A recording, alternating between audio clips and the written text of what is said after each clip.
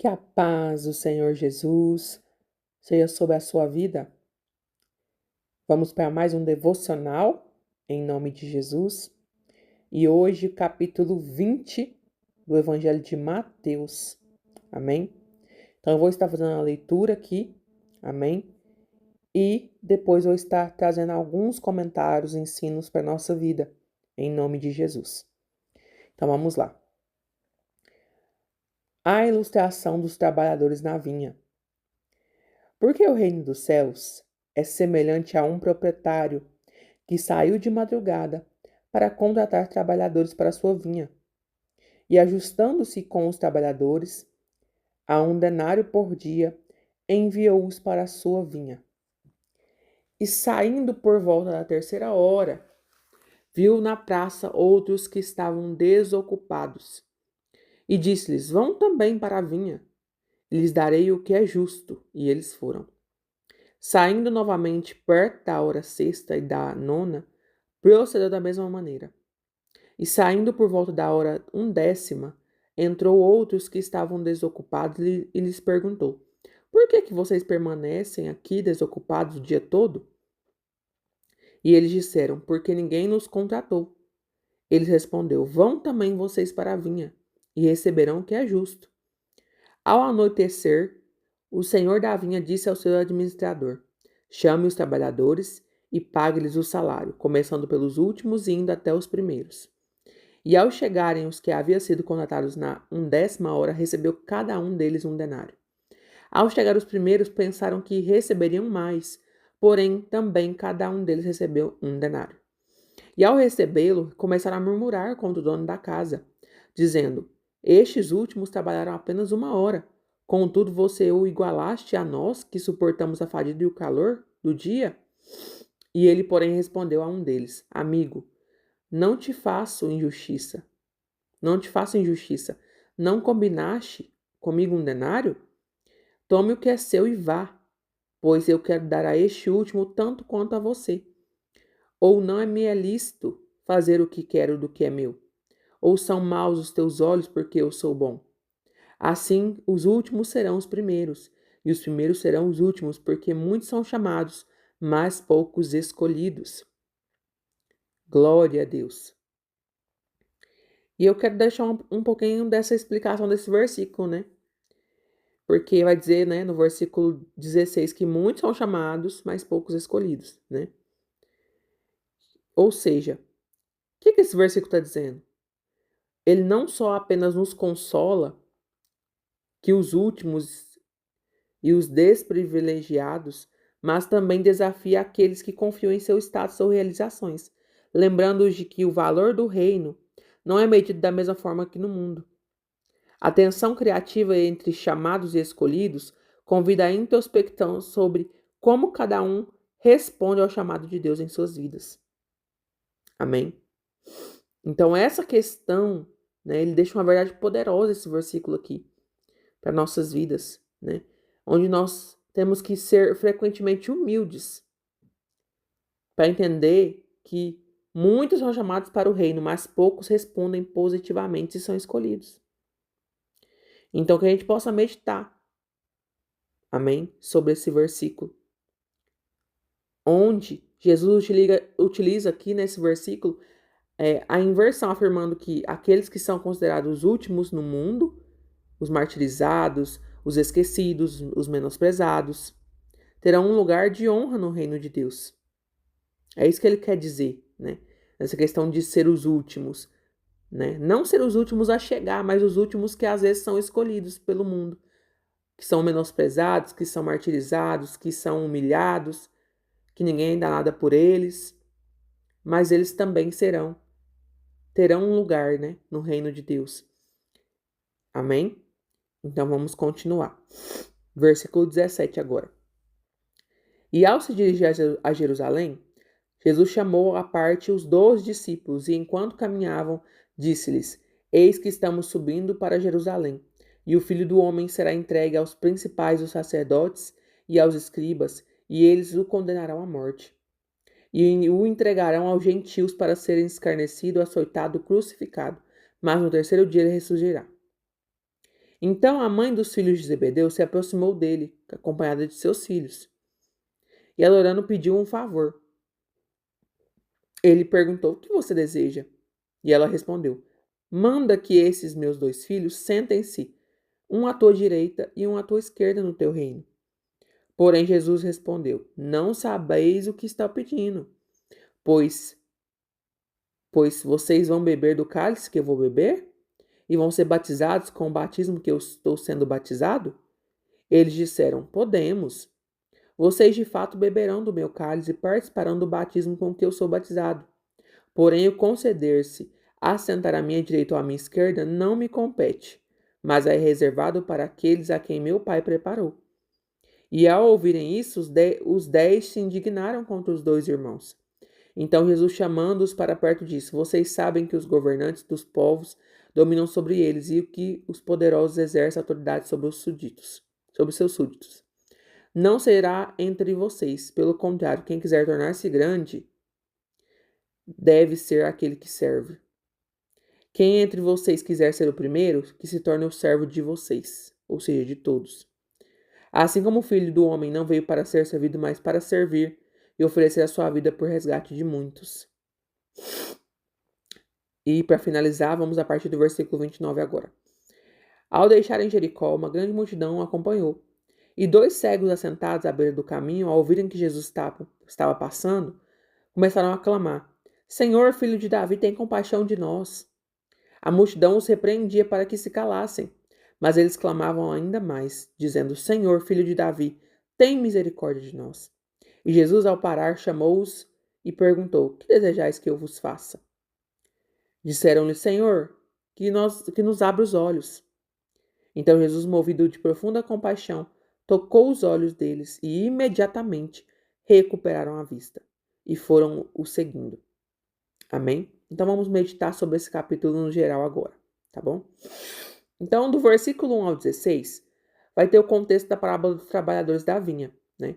Onde essa parábola, ela apresenta um proprietário que contrata trabalhadores em diferentes horas do dia para trabalhar em sua vinha, prometendo a eles que receberiam o que era justo. Ao final do dia, o proprietário paga a todos, começando pelos últimos e terminando pelos primeiros. E a indignação dos primeiros trabalhadores, que esperaram receber mais, porque começaram mais cedo, ilustra a generosidade do proprietário e questiona o conceito humano de justiça. Então, a mensagem dessa parábola aqui, né, é que o reino dos céus não se baseia em méritos humanos, mas na graça divina que é estendida a todos igualmente. Então, o reino dos céus aqui é baseado na graça. Então, não importa se eu tenho mais do que o outro, não importa se eu comecei antes do que ele, não importa se eu cheguei primeiro, não importa o meu status na sociedade. Isso não importa para Jesus. O que importa é que todos vão receber igualmente, né? Onde Deus vai ser justo. Então, há espaço para todos no reino de Deus, né? E não é por mérito, não é por status, não é por qualquer coisa desse mundo que nós pensamos que somos maiores ou menores do que alguém, mas é pela graça. Amém? É isso que quer dizer essa parábola. Vamos continuar.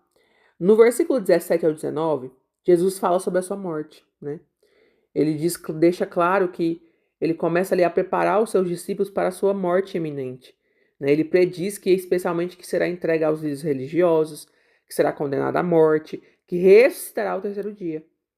Então essa sessão, né, esse contexto é essencial para entender, né, a natureza sacrificial da missão de Cristo, né, onde culmina a cruz e na ressurreição, proporcionando a salvação para a humanidade, ou seja, para nossas vidas. Amém?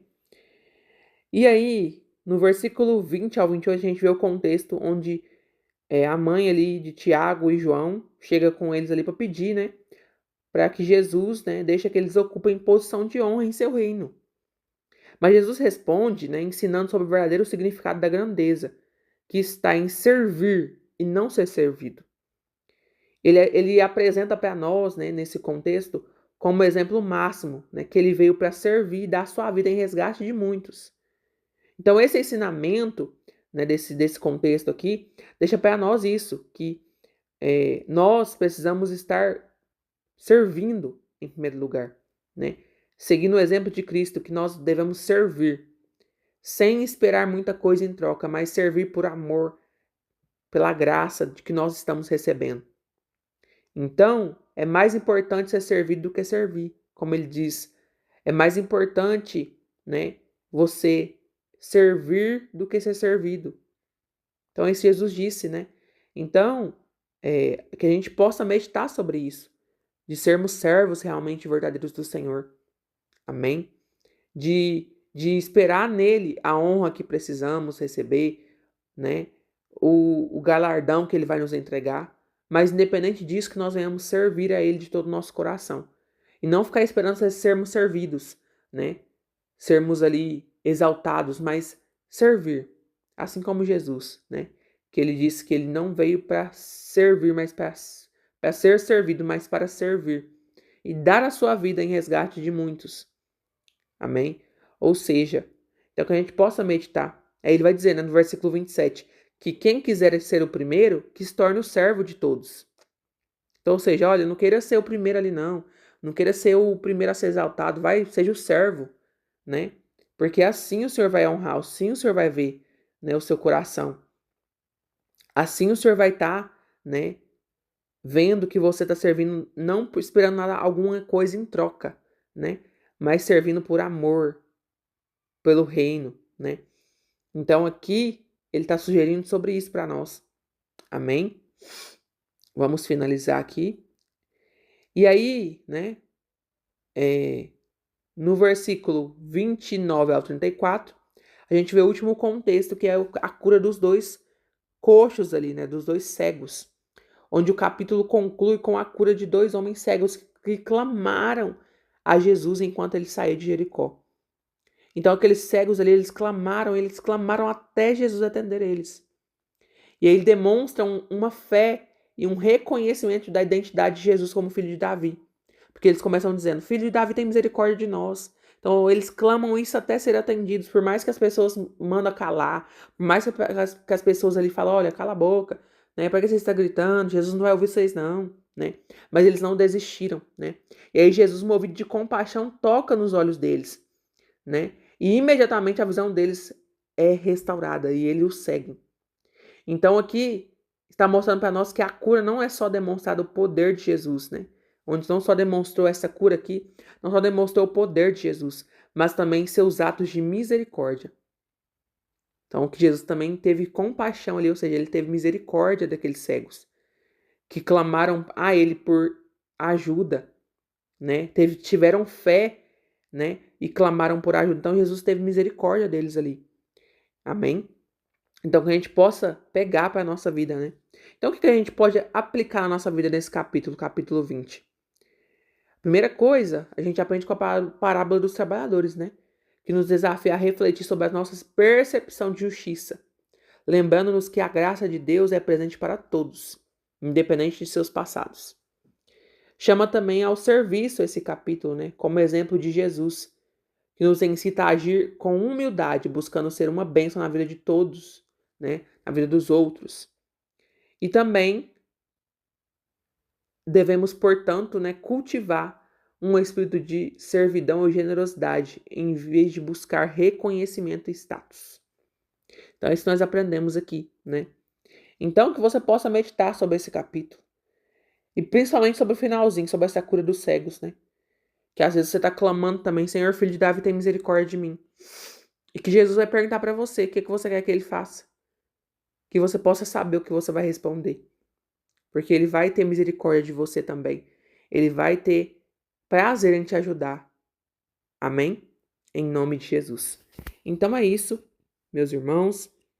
Espero que você medite também nesse capítulo como eu estou meditando. Deixe seu comentário, amém? Se você está gostando do devocional, se falou ao seu coração esse devocional de hoje, esse estudo de hoje, amém? Em nome de Jesus. E até o próximo estudo. Que Deus abençoe a sua vida.